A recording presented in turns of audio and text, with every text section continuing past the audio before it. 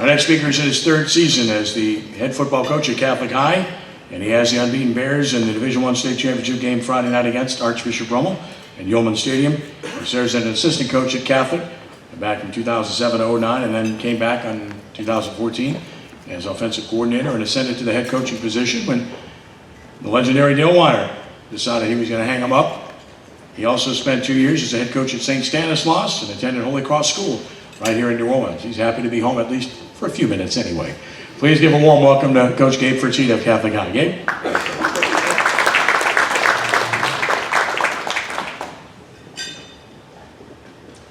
Thank you all so much for having us. This is a pretty neat event. I've always watched the videos, when they've had this event, and it's really neat to be up here as a speaker now and not as an observer. One of the things I will say that I think everybody in the room can benefit from is you really never know the impact that you have on young people. And the reason that comes to my mind is when Ken sent me the list of the guys that were going to be here, I'm going through the list, and I see a guy on the list named Torrance Small.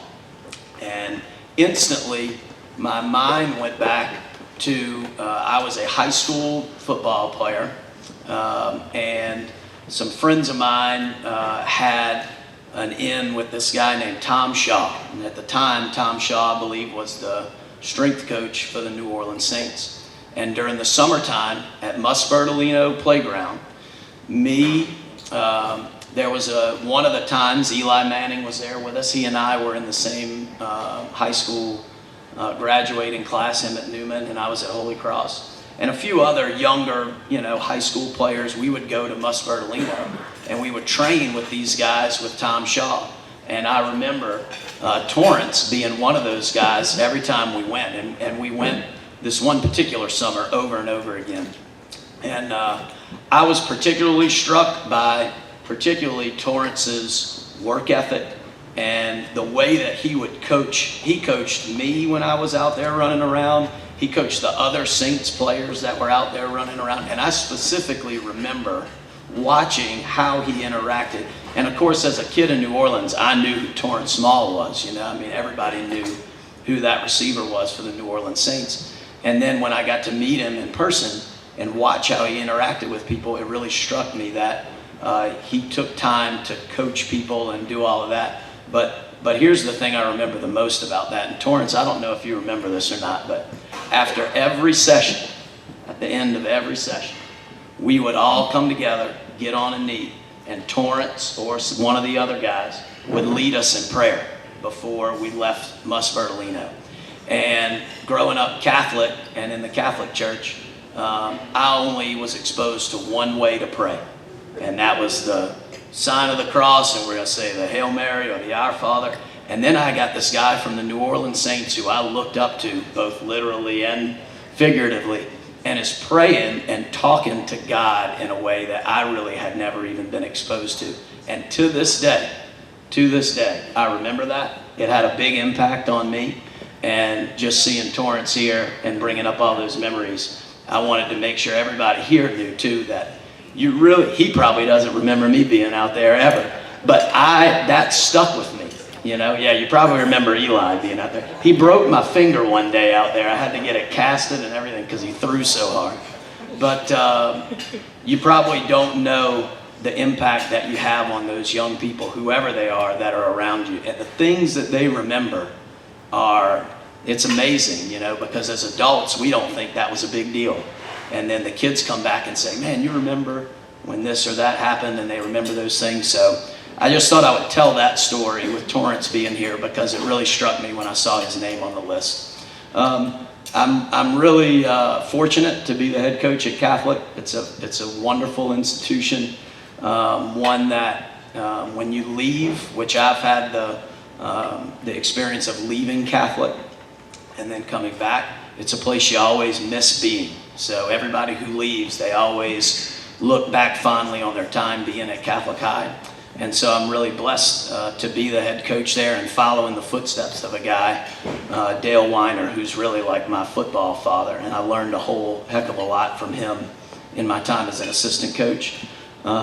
We are really excited for the game this Friday night. We have a saying in our program, Cur Dog loves a good scrap. And I fully expect that Rummel and Catholic High is going to be a really physical, very high-level high school football game. I think when you go out there and watch that game Friday night, you're going to see two programs who prepare their kids as well as anybody in the state of Louisiana.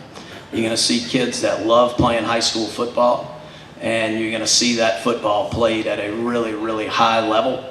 And you know, we really can't wait to get out there and test just how good we are against, truthfully, probably the best team in the state, and certainly the best defense that this state has seen in quite some time, I would think.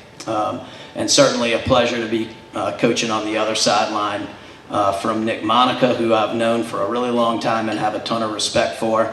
And he and I really in a lot of similar situations. Coach Monica taking over. I know he doesn't want me to say he's a legend, but for a legend in Coach Roth, and leading two really historic programs and some young guys out there doing that. So we're really looking forward to the game. We just left Yulman Stadium, and it is going to be a phenomenal atmosphere for that football game. I know there's been a lot of talk about what the student-athletes' experience is going to be like not playing in the Dome, and I can tell you that playing in that stadium Friday night at 7 o'clock, the time that a high school football game is supposed to be played, is going to be a really, really, really cool atmosphere to settle probably who's the best football team in the state of Louisiana, and we're really looking forward to it. So thank y'all very much for having us. Thank you, Ken, for inviting us, and just remember, you really don't know the impact that you have on young people and the things that they remember. Thank y'all very much. Questions? Coach, what trick plays are you going to run Friday? Let's see, we've got a fumble rooski that we're going to run. You know, Coach Weiner was the king of trick plays. So I certainly learned quite a few of those from him. And, you know, I think Coach Monica needs to lose a little bit of sleep over the next few days trying to worry about those Dale Weiner trick plays. I got a lot of film if you want it. You can have it. Send you back to 1988 if you want. Any others? Thank you all so much. I really appreciate it.